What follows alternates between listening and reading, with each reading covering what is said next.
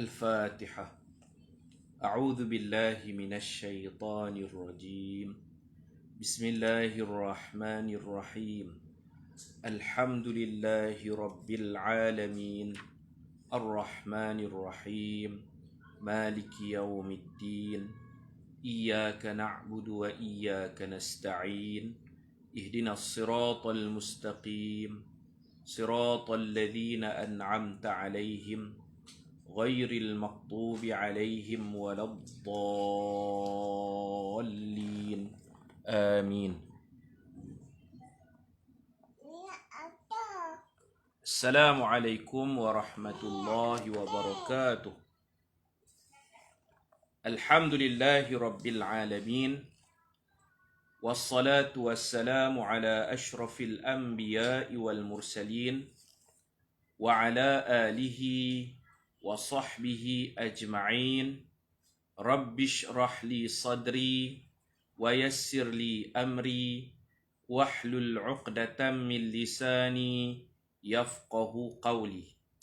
سبحانك لا علم لنا إلا ما علمتنا إنك أنت العليم الحكيم ولا حول ولا قوة إلا بالله العلي العظيم. اللهم أنت ربي لا إله إلا أنت خلقتني وأنا عبدك وأنا على عهدك ووعدك ما استطعت أعوذ بك من شر ما صنعت أبوء لك بنعمتك علي وأبوء بذنبي فاغفر لي فإنه لا يغفر الذنوب إلا أنت. Alhamdulillah, muslimin, muslimat, tuan-tuan dan puan-puan, ahli-ahli kuliah sekalian, mudah-mudahan kita semua dikasihi dan dirahmati oleh Allah Subhanahu wa ta'ala.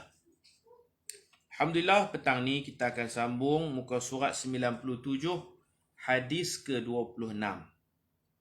Tajuk hadis, berhutang 1000 dinar. 1000 dinar ni banyak mana tuan-tuan? 1 dinar harga untuk beli seekor kambing. 1 dinar boleh beli seekor kambing. 1000 dinar boleh beli 1000 ekor kambing. Kata ulama, 1 dinar ni sekitar 800 ringgit. Lebih kurang. 800 ringgit tu 1 dinar. Kalau 1000 dinar, tuan-tuan kalilah. 800 kali 1000, 800 ribu ringgit. Banyak tu. 800 ringgit 1 dinar. 1000 dinar, 800 ribu ringgit. Hampir-hampir sejuta.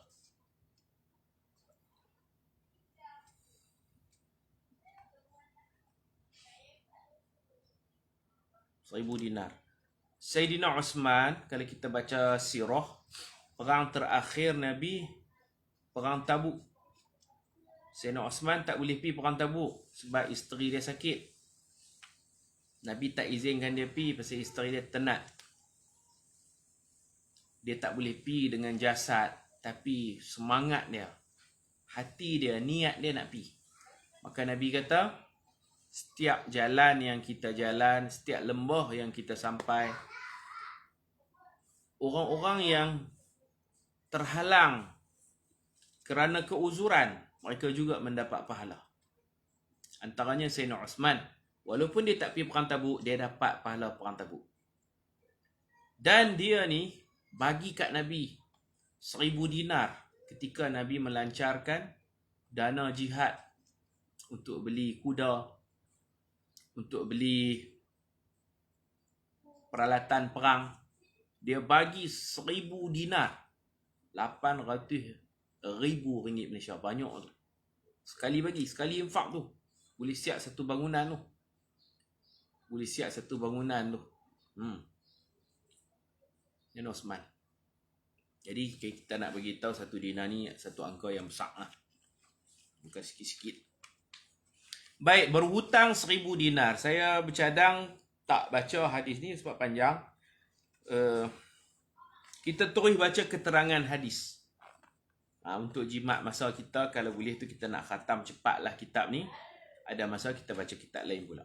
Tuan-tuan buka muka surat 100. Keterangan hadis. Cerita seorang lelaki berhutang dan dia tepat janji.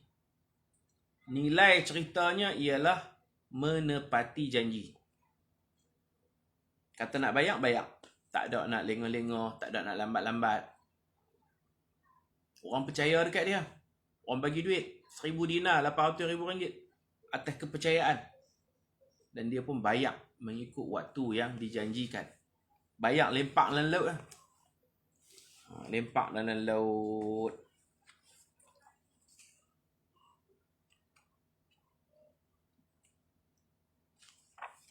Bismillahirrahmanirrahim. Buka surat 100. Keterangan. Hadis di atas, hadis riwayat Imam Bukhari, berkaitan dua orang lelaki yang soleh. Dua-dua bagus. Pemberi hutang dan pembayar hutang. Iaitu kisah antara pemberi hutang dan penerima hutang. Dua-dua bagus. Dalam riwayat yang lain Nabi sebut rahimallahu rajulan. Semoga Allah merahmati seseorang. Samhan iza ba'a. Penjual dan pembeli. Nabi doakan rahmat. Penjual yang mudah kira. Harga RM2, 9 kupang. Dia kata, tak main RM12 dah lah. RM12 9 kupang. 12 dah lah. Kita duk beli sayur. Kadang-kadang timbang-timbang. Berapa ringgit? RM5, 2 kupang. Main RM5 dah lah. Macam tu bagus tu. Mudah kira waktu menjual. Tu penjual. Wasamhan idza ba'a wasamhan idza ishtara. Pembeli pun Allah merahmati pembeli yang mudah kira. Mudah kira. Contoh, barang tu RM4 9 kupang. Kita bagi RM5. Lebih sekupang. Barang RM4 9 kupang. Kita bagi RM5. Dia duk cari duit sekupang mana. Kita tak apa, sekupang tak apa, halal, tak apa. Hadiah. Kita tak tunggulah. Setengah orang dia tunggu. RM4 9 kupang. Aku bagi RM5. Tunggu sekupang lagi. Dia duk cari. Dia nak kena pergi pecah duit. Kita pun tunggu. Tunggu apa kita tu tak apalah sekupang. Lebih-lebih tu tak apa. Saya sedekah. Dapat rahmat. Rahimallahu rajulan. Semoga Allah merahmati seseorang. Walaupun disebut rajulan. Laki ke perempuan masuk kira. Tak apalah. Samhan. Mudah kira waktu jual. Mudah kira waktu membeli. Kalau kita penjual, kita jadi orang mudah kira.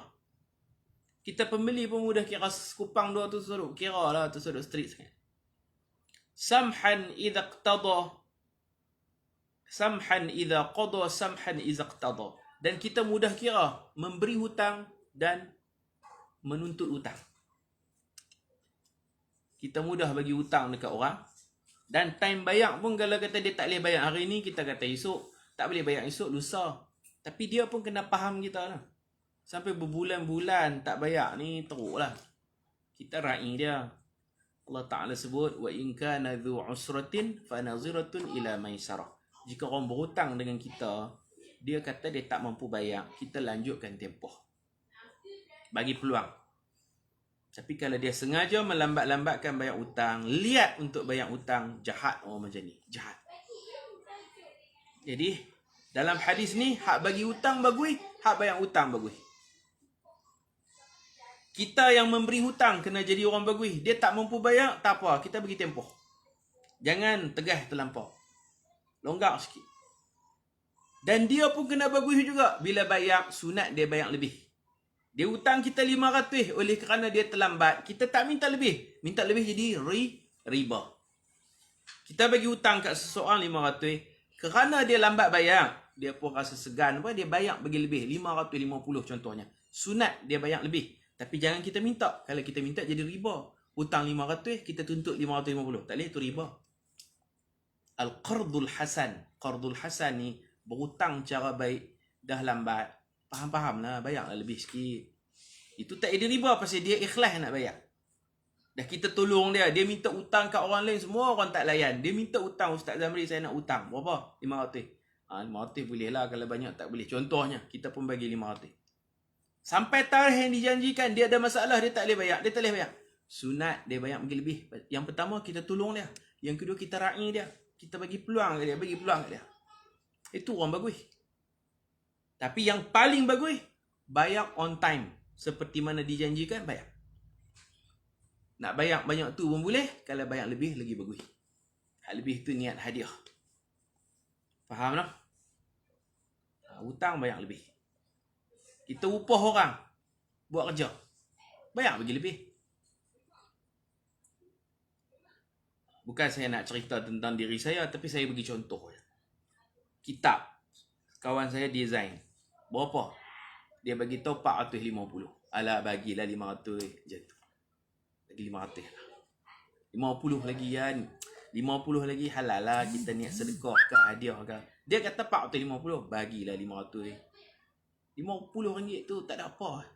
Orang tolong kita, kita bayar tu upah, kita tolong dia pula. Macam tu. Jadi pekerja yang buat kerja sungguh-sungguh. Majikan yang mengupah pun bagi sampai time gaji, kena bayar gaji. Nabi kata, kita kalau nak bagi upah ke orang, sebelum kering peluhnya. Jangan sampai dia tuntut. Dia kata kering lah, tak ada duit ni, saya perlukan duit. Dia kerja dia buat siap dah. Tukang tu buat kerja siap dah. Kita tak bayar. Sengaja kita lambat-lambat. Tak boleh. Nabi kata, u'tul ajir ajrahu. Bagi upah dekat pekerja kamu. Qabla an yajiffa arquhu. Sebelum peluh dia kering. Maknanya, siap kerja, jangan lengah-lengah. Bayar tu. Jangan buat lambat. Kalau ada duit lah. Kalau tak ada duit, nak buat macam mana? Kita terlambat sikit. Tapi kalau ada duit, bayar cepat-cepat. Sebelum kering peluh.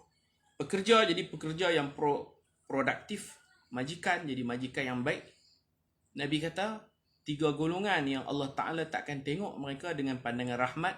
Allah tak akan bercakap dengan mereka. Allah tak layan mereka. Walahum azabun alim. Mereka dapat azab yang pedih. Antaranya ialah majikan. Istajara ajiran. Dia suruh orang buat kerja. Misi rumput ke, buat kerja apa, cat bangunan ke apa ke. Dia ambil orang, suruh kerja. Dia janji nak bagi upah. Falam yustawfa ajrahu. Orang tu buat kerja, habis selesai, penat lelah. Dia kira lillahi ta'ala, dia tak bayar apa.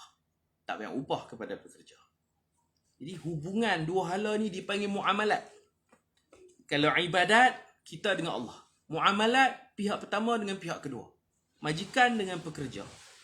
Penjual dengan pembeli. Kena baik. Husnul muamalah.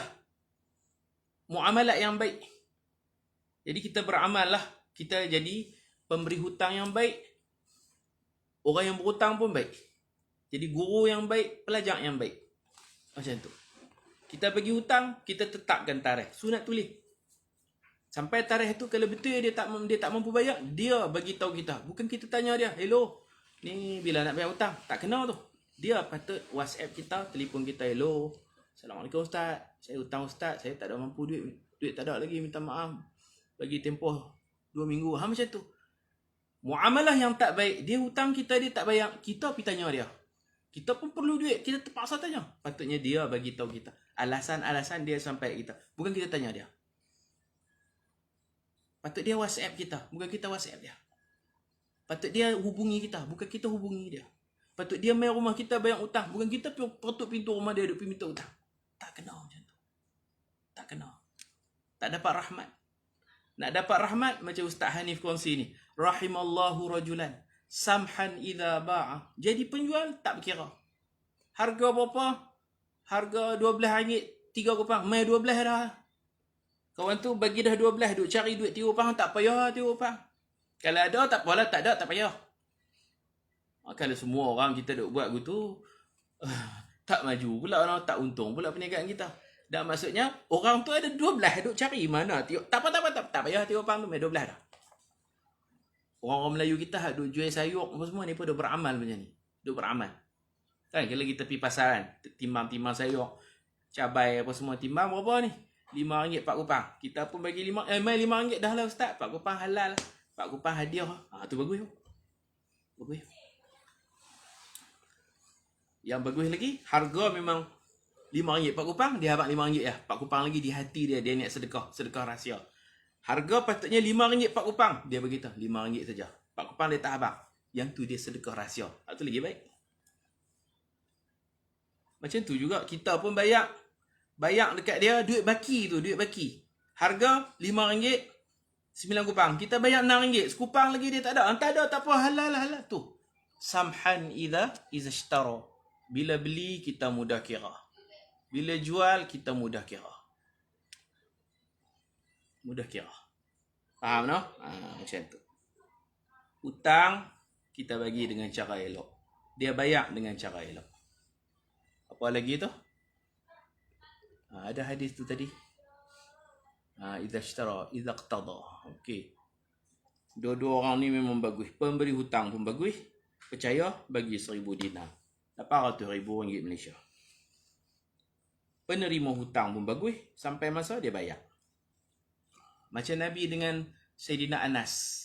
Nabi dan Sayyidina Anas. Nabi kira macam bos lah. Sayyidina Anas ni pekerja, khadam. Nabi majikan yang baik, Sayyidina Anas pekerja yang baik. Nabi tak pernah marah-marah dia. Pasal dia pun buat kerja bagus. Nabi tak pernah kata, kenapa kamu buat begitu? Kenapa kamu tak buat begini? Kira Nabi tak pernah komen kerja dia. Nabi tak pernah persoalkan, awak hang buat gini, patut hang buat gini. Tak. Dia kerja bagus. Kerja yang bagus. Majikan yang bagus. Tu Sayyidina Anas dengan Rasulullah SAW. Baik, hadis di atas berkaitan dua orang lelaki yang soleh. Iaitu kisah antara pemberi hutang dan penerima hutang. Iman mereka sangat kukuh. Walaupun tiada saksi dan penjamin, mereka tetap menjaga janji dengan penuh amanah. Bagi hutang tu ya tak tulis apa. Sunat tulis lah. Hutang ni sunat ditulis. Ila ajalim musamman faktubuh. Nak bayar bila? Tulis. Dah bayar dah berapa? Baki berapa? Tulis. Ada rekod. Hitam putih. Itu yang terbaik sunat. Sunat ada tulisan. Sunat ada saksi. No? Kalau boleh penulis tu orang lain. Pemberi hutang. Madin. Penerima hutang. Dain. Dain bagi hutang. Madin ni dia yang berhutang. Saya sekali. Dain pemberi hutang. Madin orang yang berhutang. Kemudian ada katib penulis. Rekod sikit. Berapa. Bila nak bayar. Apa semua tu. Ustaz, betulkah orang yang tak bayar hutang esok di akhirat Rasulullah akan bayar hutang? Doa. Senang gitu. Rasulullah akan bayar hutang di akhirat. Tak. Rasulullah tak mau semayang jenazah orang yang berhutang, lepas tu mati tinggal hutang. Ada sahabat Nabi mati tinggal hutang. Sahabat Nabi mati tinggal hutang. Nabi tak mau semayang jenazah. Dah lah tinggal hutang. Kemudian tak tinggal duit dekat keluarga. Kau tak mau semayang. Sehingga Abu Qatadah radhiyallahu anhu datang pujuk Rasulullah. Wahai Rasulullah, kesian dekat mayat tu.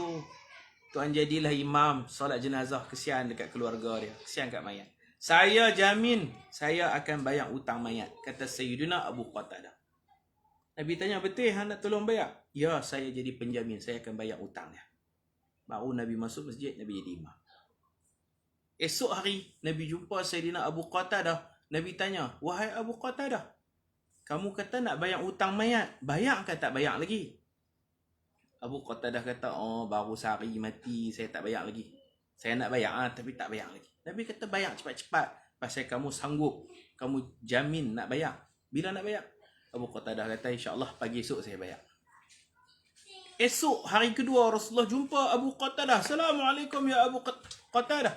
Abu Qatadah jawab, Waalaikumsalam warahmatullah. Ya Rasulullah. Nabi tanya lagi, Abu Qatadah cakap banyak tamahan, bayar lagi hutang mayat. Abu Qatadah kata, macam kita let lu, baru 2 hari. Nanti saya bayar. Mungkin rumah orang yang memberi hutang tu jauh. Dia tak pergi lagi. Dia lengah-lengah tak pergi lagi. Rasulullah kata 2 hari dah dia mati. Hang kata nak bayar. Bila nak bayar? Pagi esok saya bayar. Pagi esok Rasulullah main cari lagi. Abu Qatadah, bayar lagi hutang. Doa lagi. Lah hang duk lengah apa? Rasulullah marah. Hutang jangan main-main. Bila nak bayar ni? Dia duk esok Rasulullah marah dekat dia.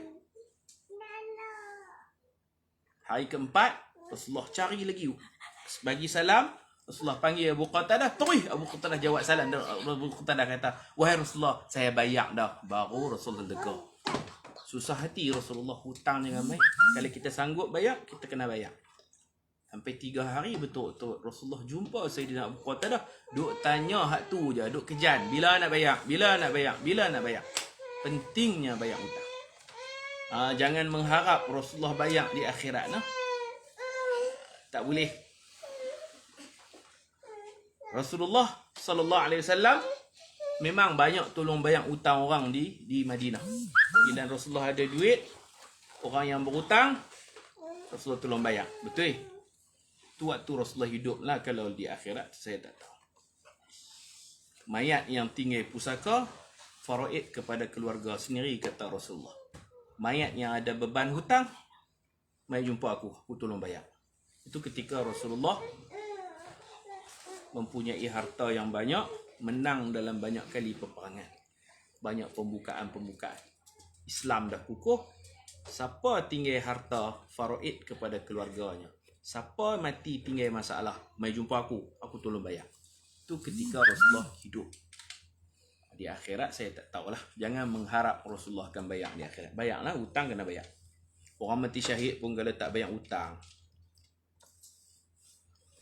tak boleh masuk syurga. Mati syahid tergadai dengan hutang. Syahid murtahinun biduyunihi. Orang mati syahid tergadai dengan hutang-hutang. Jadi hutang kena bayar. Jangan buat sengap. Jangan melengah-lengahkan. Orang yang dah jadi tabiat, dia hutang orang dia tak bayar. Dia hutang orang tak bayar. Dia duduk cong sana, cong sini. Gali lubang, tutup lubang. Gali lubang, tutup lubang. Kita kalau biasa terkena, ada pengalaman, dia biasa tipu kita. Dia kata nak bayar, tak bayar, bayar sampai sudah. Lepas tu dia duduk hutang sana, hutang sini. Dia penipu. Kita yang ada pengalaman macam tu, kita boleh cerita kat orang. Cerita dalam grup WhatsApp ke, cerita kat kawan-kawan kita, hampa tahu tak haji sekian ni kampung di mana, hampa jaga-jaga sikit. Dia ni aku kenal dah. Kita boleh cerita, kita boleh mengumpat lah. Halal kita mengumpat dia pasal dia jahat. Perangai tak elok. Orang macam ni mengumpat boleh. Kita tengok kawan kita duk baik dengan haji tu, kita pun pergi jumpa kawan kita, hang baik-baik sikit lah. Pak Haji tu, haji juga, muhung orang kuat tu. Aku biasa kena dah. Dia hutang aku, tak bayar sampai sekarang. Dia ada duit. Kita boleh cerita macam tu, tak usah duk kesian. Cerita, jangan kesian kat haji tu, kesian kat kawan kita. Takut kawan kita termakan pujukan dia, masuk perangkat dia. Boleh cerita. Ustaz, mengumpat tak boleh makan daging orang. Tak apa, makan daging haji tu tak apa. Untuk kita jaga keselamatan orang. Kita ada pengalaman, kita biasa kena dah dengan seseorang, scammer lah. Dengan haji ke, dengan kadang-kadang ustaz pun ada. Ustaz yang berlakon ustaz pun ada kan. Penipu. Ustaz yang berlakon ustaz, duk ambil duit orang, duk buat package haji. Ustaz apa? Ustaz Mahdi. Ustaz apa? Ustaz Mahdi. Hamadi ya. Dalam drama Ustaz Hamadi. Jadi kalau siapa-siapa yang ada pengalaman begitu, dia boleh cerita, dia boleh jajar, dia boleh habaq kat orang lain. Takut orang lain kena nasib macam dia. Aku dah biasa kena, aku tak mahu hampa terkena. Boleh cerita. Berdasarkan hadis Nabi, Nabi kata, matlul ghani, orang hutang, dia ada duit, dia tak bayar. Dia lengah-lengahkan bayar hutang, kadang-kadang sampai tak bayar langsung. Matlul ghani, orang yang berkemampuan bayar hutang tapi tak bayar hutang, yahillu irduhu, halal maruahnya. Kita boleh kutuk dia, kita boleh mengumpat dia. Yahillu daripada halal, yahillu irduhu, halal maruahnya. Boleh termasuk dalam mengumpat yang diharuskan. Baik, dua orang ni bagus, pemberi hutang bagus, penerima hutang pun bagus. Walaupun tiada saksi dan penyamin, mereka tetap menjaga janji dengan penuh amanah. Cukuplah Allah sebagai saksi dan penjamin hutang itu. Lalu orang yang berhutang membawa wang sebanyak 1000 dinar menyeberangi laut, duduk seberang laut.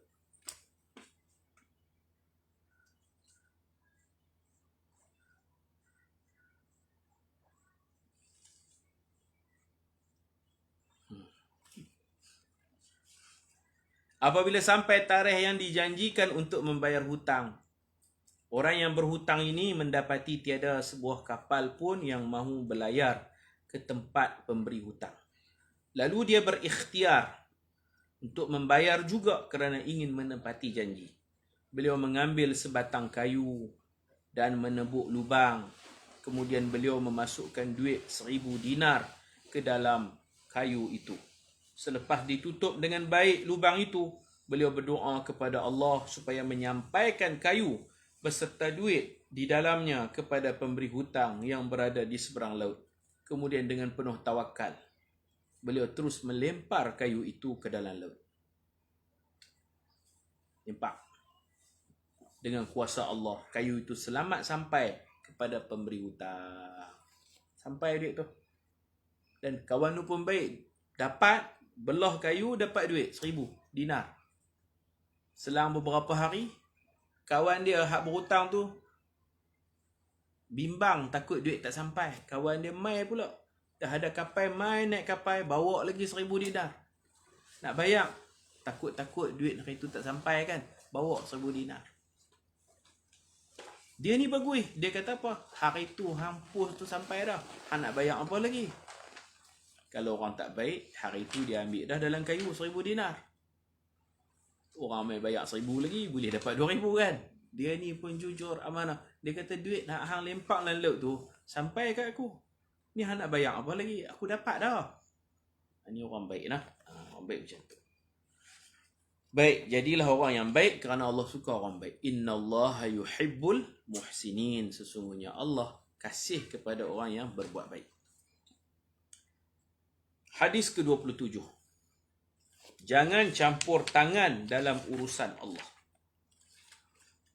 Ini kita bacalah, hadis ni pendek. An Jundab bin radhiyallahu anhu anna Rasulullah sallallahu alaihi wasallam haddatha anna rajulan qala wallahi la yaghfiru Allah li fulanin wa inna Allah ta'ala qala man dha alladhi yata'alla alayya alla aghfira li fulanin fa inni qad ghafartu li fulanin wa ahbabtu amalak. Rawahu Muslim. Daripada Jundab radhiyallahu anhu, sesungguhnya Rasulullah sallallahu alaihi wasallam bercerita, seorang lelaki bersumpah, demi Allah,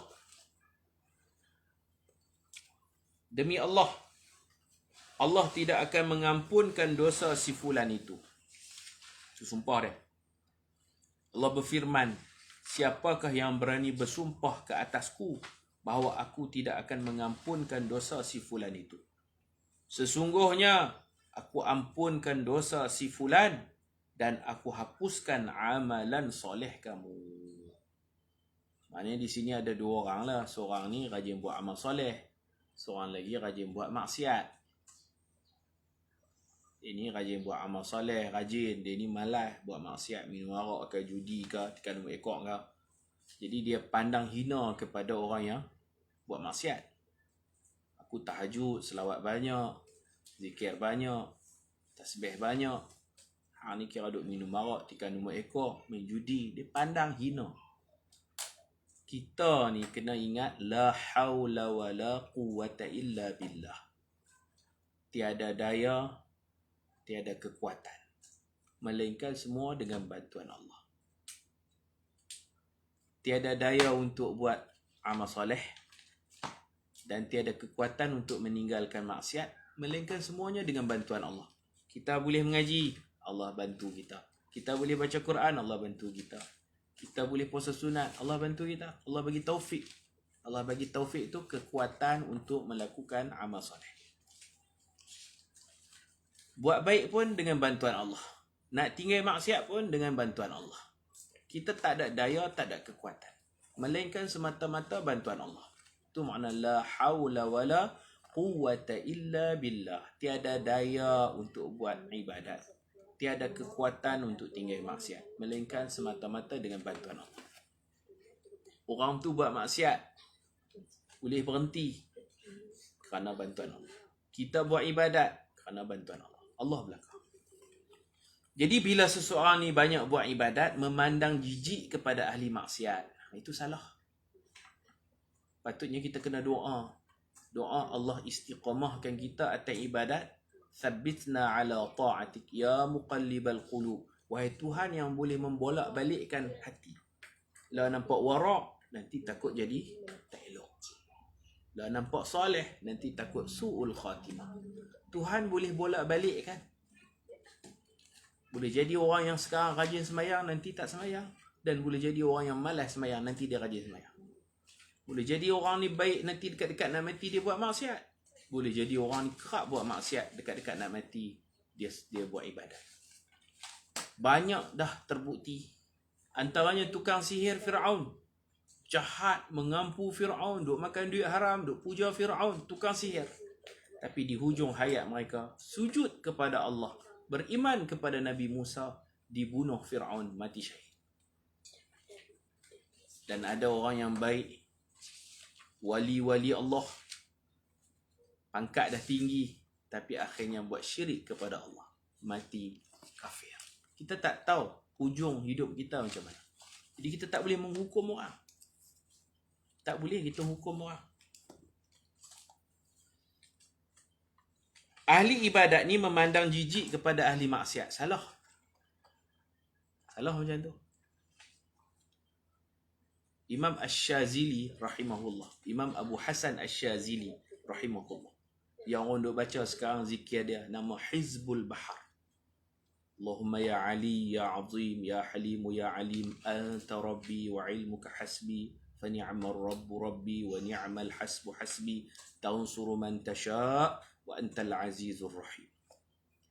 Imam Abu Hasan Asy-Syazili, dia berjalan dengan pengikut dia di Mesir. Anak murid dia. Orang ulama yang hebat. Sekarang ada tarikat Syaziliyah. Adalah amalan-amalan, bacaan-bacaan macam mana Imam Syazili duk baca. Orang panggil tarikat Syaziliyah. Amalan kerohanian. Doa-doa, zikir-zikir. Dia berjalan dengan anak murid dia, sekumpulan. Jalan dengan anak murid di lorong-lorong Madinah. Tiba-tiba, ada sekumpulan anak-anak muda ni duk minum arak. Duk menari dengan perempuan, duk berseronok, minum arak, menari, mabuk. Anak-anak murid dia kata, wahai Tuan Syekh, Syekh Asy-Syazili. Kita Melayu Sazali ya, no? Syazili. Melayu jadi Syazali. Sazali. Anakku Sazali. Yang betulnya Syazili. Zal huruf kecil. Zal kecil. Syazili. Imam Abu Hasan Asy-Syazili. Seorang waliullah. Anak murid dia kata, wahai Tuan Syekh, mereka duk berseronok minum arak, duk berseronok menari. Doa kecelakaan. Doa azab turun dekat mereka. Minta Allah Ta'ala turun azab dekat mereka. Ahli maksiat. Ni hati geram tengok orang buat maksiat. Geram kepada maksiat, jangan geram dekat orang buat maksiat. Geram kepada penyakit, jangan geram dekat pesakit.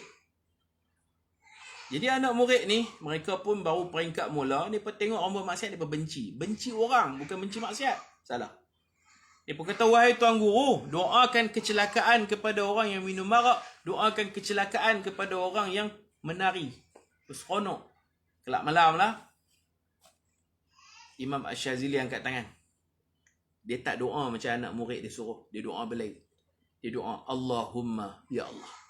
Kama farihtahum fid dunya, seperti mana kau gembirakan mereka di dunia, fafarrihhum fil akhirah, gembirakan mereka juga di akhirat. Allahumma, sekali lagi, Allahumma ya Allah, kama farihtahum fid dunya, seperti mana kau gembirakan mereka di dunia. Mereka tengah happy tu, tengah enjoy tu. Kau gembirakan mereka di dunia. Fafarrihhum fil akhirah. Gembirakan mereka juga di akhirat nanti, ya Allah. Dia tak minta turun azab, turun api kat mereka. Doa dia ni didengari oleh orang yang sedang mabuk. Ada tak berapa nak mabuk sangat dengar. berubah mereka. Daripada hari ke hari mereka ni jadi Allah Ta'ala hantar dalam hati mereka rasa menyesal, rasa bersalah. Kemudian mereka mendekati Imam Ash-Shazili. Akhirnya semua tu berubah menjadi anak murid dia dan menjadi awliya, kekasih-kekasih Allah, wali-wali Allah. Kita kan tengok orang buat maksiat, jahat, budak-budak jahat. Tak boleh. Kena doa yang baik. Kita pun bukan baik mana. No? Begitu. Di seorang pendakwah ni, dia kena jadi macam doktor. Doktor jangan benci pesakit. Benci penyakit. Penyakit tu perlu diubati. Pesakit tu perlu dirawat. Supaya hilang penyakit. Kalau doktor benci pesakit, tak kena doktor macam tu. Doktor kena seronok. Bila ada pesakit, doktor seronok. Yang doktor tak suka ni penyakit. Dia membantras penyakit, bukan pesakit. Ingin bertanya, kenapa Imam Nawawi tidak masukkan sekali Hizbun Nawawi dalam Al-Azkar beliau? Mohon pencerahan Al-Fadil Syekhuna. Imam Nawawi ada kitab Al-Azkar. Al-Azkar tu judul kulit tu dia bagi tahu dah amalan-amalan daripada Nabi. Dia mengumpul hadis-hadis berkaitan amalan Nabi. Adapun Hizib Imam Nawawi tu yang tu dia susun sendiri. Dia susun sendiri pun dia ambil daripada hadis-hadis Nabi juga. Ayat-ayat Quran yang ada fadilatnya tu dia susun sendiri. Sebab tu dia tak masuk dalam kitab Azkar. Azkar tu dia amalan Nabi. Siang, malam, pagi, petang, apa Nabi baca, apa Nabi baca. Jadi Imam An-Nawawi rahimahullah yang menyusun kitab Al-Azkar, dia sendiri buat kumpulan bacaan yang dia duduk baca pagi petang nama Hizbun Nawawi. Itu dia tak masuk dalam tu lah. Pasal tu dia susun sendiri. Takdim, takhir, mana nak dulu, mana nak kemudian, mana nak masuk ayat ni, masuk ayat ni, masuk ayat ni kan. Akhirnya terbentuklah satu bacaan kerohanian nama Hizib An-Nawawi. Begitu. Keterangan, Nabi bercerita tentang dua orang lelaki dari kalangan Bani Israel. Mereka berdua bersahabat. Seorang rajin beribadat dan seorang lagi banyak melakukan maksiat. Lelaki yang rajin beribadat selalu menegur sahabatnya atas dasar amar ma'ruf, suruh buat baik, dan nahi mungkar, melarang kemungkaran. Teguran dan nasihat memang ajaran semua para anbiya. Tetapi malang sekali kerana ahli ibadat ini tersilap langkah dalam berdakwah. Beliau hilang sabar. Sudah berkali-kali beliau memberi nasihat, tetapi kawannya itu masih tidak berubah. Beliau terus menghukum sahabatnya sebagai ahli neraka, seperti mana puak Khawarij menghukum kafir kepada orang-orang yang melakukan dosa besar. Dia kata kat ahli maksiat tu, dia kata hang ahli neraka. Allah takkan ampun hang. Hang tak ada peluang masuk syurga. Dia kata gitu. Kecil hati orang. Kita kena jaga tutur kata, kena jaga tutur kata. Dalam kitab Riyadhus Salihin, Imam Nawawi ada letak tajuk larangan memanggil orang ya fasik, wahai fasik. Fasik ni wahai ahli maksiat, wahai orang yang buat dosa besar. Jangan kata gitu. Walaupun dia ni tekpit, walaupun dia ni penagih dadah, walaupun orang ni pernah dicekup masuk rumah orang, kita jangan panggil dia ya fasik, wahai orang yang buat dosa besar. Tak boleh panggil fasik. Kerana kalau kita panggil tu, takut dia patah balik kat kita. Lalu kita nampak dia jahat, memang jahat. Kita jangan panggil dia, oi fasik. Jangan, takut gelaran tu patah balik kat kita. Kita tak tahu hujung hayat kita ke mana. Apatah lagi kalau kita panggil orang, ya kafir, orang tu Islam. Kerana dia buat salah, dia mencuri, dia merogol ke apa, kita kata ya kapiak dia ni. Kita kata gitu. Na'udzubillah. Jangan. Ya kafir, oi orang kapiak. Dia tak kapiak pun, dia cuma buat salah. Kita kata wahai kafir. Takut kafir tu patah balik kena kita, kita yang kafir. Nabi pun pesan, bukan Imam Nawawi saja, Nabi pesan, man kaffara musliman faqad kafar. Siapa mengkafirkan orang lain, pum, dia macam baling bola, lantun balik. Siapa kafirkan orang Islam, lantun balik. Dia hak kata tu yang kafir. Berat. Jangan kata ke orang fasik, jangan kata ke orang kafir, jangan kata ke orang munafik, jangan kata. Walaupun nampak macam ada tanda-tanda munafik, kita jangan menghukum. dia ni munafik. Dia patah balik. Siapa munafik? Jangan kata. Imam Nawawi ketika menghuraikan larangan Nabi, tak boleh kata kat orang fasik, tak boleh kata kat orang Islam munafik. Siapa kita nak hukum? Serah ke Allah. Allah tahu siapa munafik, siapa tak munafik. Tanda-tanda memang Nabi bagi tahu. Bila berjanji mungkin janji. Bila diberi amanah tak amanah. Bila bercakap menipu. Tanda, itu tanda. Tapi nak pi bubuh label kata dia ni munafik, dia ni munafik, dia ni munafik. Anak panah tu takut dia mai kat kita balik. Jaga tutur kata. Tak boleh. Kita duk rasa orang jahat, takut di sisi Allah kita yang jahat. Imam Nawawi ketika hurai hadis larangan mengata orang, kata orang takut kena kat kita, Imam Nawawi pesan macam tu. Bahkan ada seorang tokoh yang hebat nama Muhammad bin Sirin, pakar tafsir mimpi. Muhammad bin Sirin ni dia pernah jadi muflis. Pasal apa dia muflis? Warak lah. Dia jual minyak zaitun. Dia beli betung-tung minyak zaitun. Dia tak ada duit, dia hutang dulu. Dia bisnes. Dia ambil minyak zaitun daripada kilang. Dia meniaga, nanti ada duit, dia bayar hutang. Macam itulah muamalah dia. Dan pihak kilang pun faham. Dia orang jujur, bagi dulu dekat dia minyak betung-tung, dia tak ada modal, nanti dia akan meniaga, ada duit dia bayar. Selalu macam tu. Muhammad bin Sirin rahimahullah. Satu hari tu dia beli minyak daripada kilang betung-tung banyak. Dan dia dapati ada satu tong tu tikus mati dalam satu tong. Maka dia pun tak jadi nak jual lah, sebab tikus mati dalam cecair, minyak yang cair, maka hukumnya semua tu najis. Cara fikir kita patut dia tuang tung berkenaan saja. Tung yang ada apa? Tung yang ada tikus mati tu, bangkai tu, tuang satu tung sudahlah. Tak, dia tuang semua tung. Kerana bagi dia order minyak daripada kilang, dia takut bukan cicak, apa tadi? Tikus tu dia takut lekat di laluan minyak. Tikus ni mati lama dah. Minyak duk lalu, duk lintas masuk tong. Lintas masuk penuh satu tong. Penuh lagi tong kedua, tong ketiga, tong hak last barulah minyak ni bawa tikus bangkai tikus. Jadi bagi dia fikir tak payah meniaga lah. Dia tuang semua tong minyak zaitun mahal. Bila dia tuang, dia tak mampu bayar. Pasal dia tak meniaga. Tak mampu bayar kepada kilang. Akhirnya dia muflis.